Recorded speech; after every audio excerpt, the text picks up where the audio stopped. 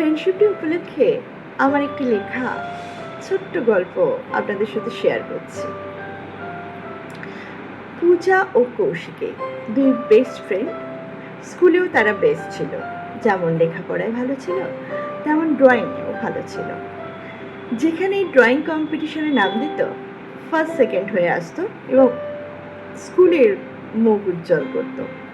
সেই কারণেই টিচার ও বন্ধুরা সকলেই কৌশিকী আর পূজাকে ভীষণ ভালোবাসত।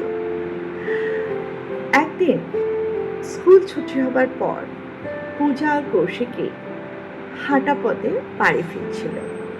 কিছু খুনসুটি, কিছুটা গল্প, একটু অন্য মানুষকে। হঠাৎই একটা চলমান গতিতে আসা গাড়ি কৌশিকীকে ধাক্কা মেরে দিয়ে চলে গেল। কৌশিকী আহত অবস্থায় অজ্ঞান হয়ে মাটিতে লুটিয়ে পড়ল। পূজা হতভম্ব হয়ে কি করবে না ভেবে উঠতে পারছিল না। চিৎকার করে হেল্প হেল্প হেল্প বলতে লাগলো। কিছুক্ষণের মধ্যেই অনেক লোকজন জড়ো হয়ে গেল সেখানে। একটি লোকের কাছে গিয়ে পূজা তার মোবাইলটা চাইল। ভদ্রলোক মোবাইলটা দিয়ে সাহায্য করলো পূজাকে। পূজা চট করে কৌশিকের বাড়িতে খবর পাঠিয়ে দিল।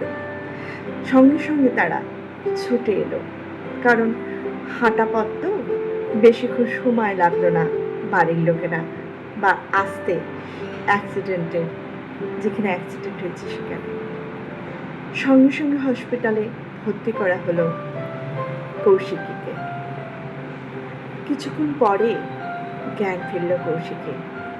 পূজা মাথার সামনেই দাঁড়িয়েছিল। চোখ খুলেই আগে তার বেস্ট ফ্রেন্ডকে দেখতে পেল কৌশিকী। ডাক্তার বলল 2 দিন হসপিটালে অবজারভেশনে রাখতে হবে। হাত পা কেটে গেছিল, একটু ভয়ও পেয়ে গেছিল কৌশিকী।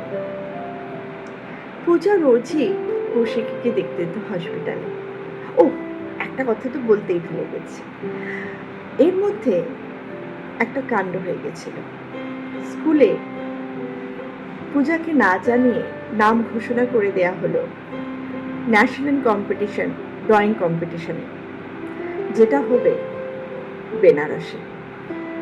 পূজা তো জানতোই না। যখন জানতে পারলো তখন টিচারদের কাছে গিয়ে বলল, না ম্যাম, আমি এই কম্পিটিশনে নামতে পারবো না। কারণ এই কম্পিটিশনে আমি কিভাবে নাম দেব?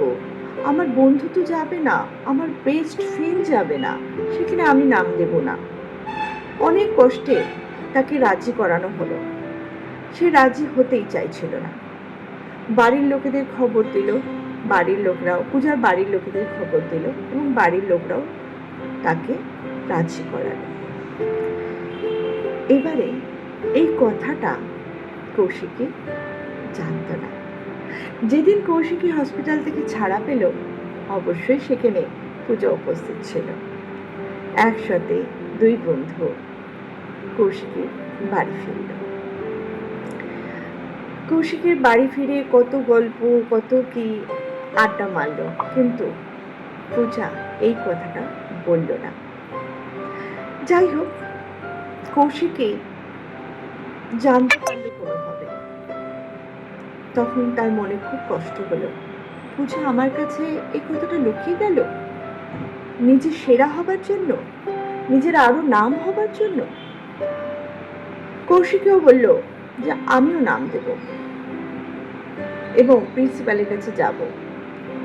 তার মা অনেক করে বোঝালো কৌশিকীকে, তোমাকে ডাক্তার বারণ করেছে, এখন কোথাও যাওয়া যাবে না, কিন্তু সে শুনলই না। কান্নাকাটি করা শুরু করে দিল। বাধ্য হয়েই মা তাকে প্রিন্সিপালের কাছে নিয়ে গেল। প্রিন্সিপাল শুনে বলল, আচ্ছা ঠিক আছে, তুমি চিন্তা করো না, তোমারও নাম দেওয়া হবে। পূজাও জানতে পারলো না কৌশিকীও নাম দিয়েছে ন্যাশনাল কম্পিটিশনে।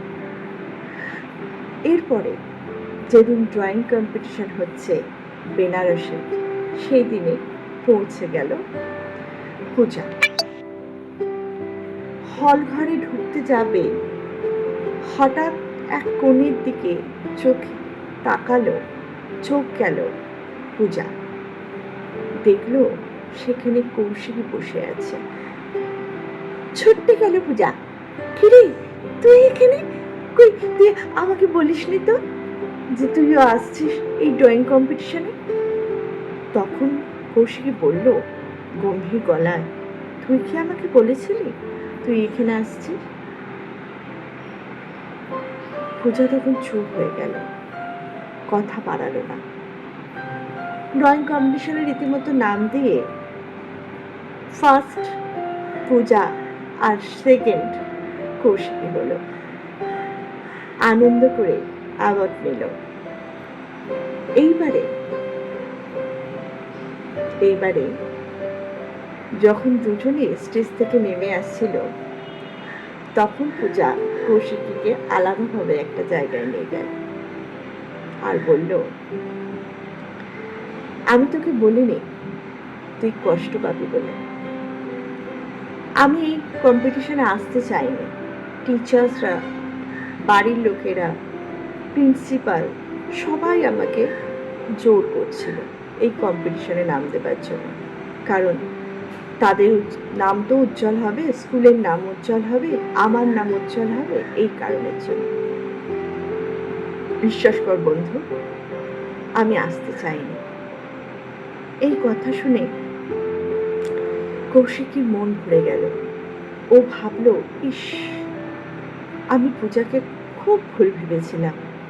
এই ভুলটা ভাবা আমার উচিত হয়নি। পূজাকে জড়িয়ে ধরে হাউমাউ করে কাঁদতে কাঁদতে এই কথাটা বলেই ফেলল। পূজাও তার মাথায় হাত বুলিয়ে বলল, ঠিক আছে, ওটা কোনো ব্যাপার না, তুই এখন আর এইসব কিছু ভাবিস না। আমরা যেরকম বেস্ট ফ্রেন্ড ছিলাম সেরকমই আছে।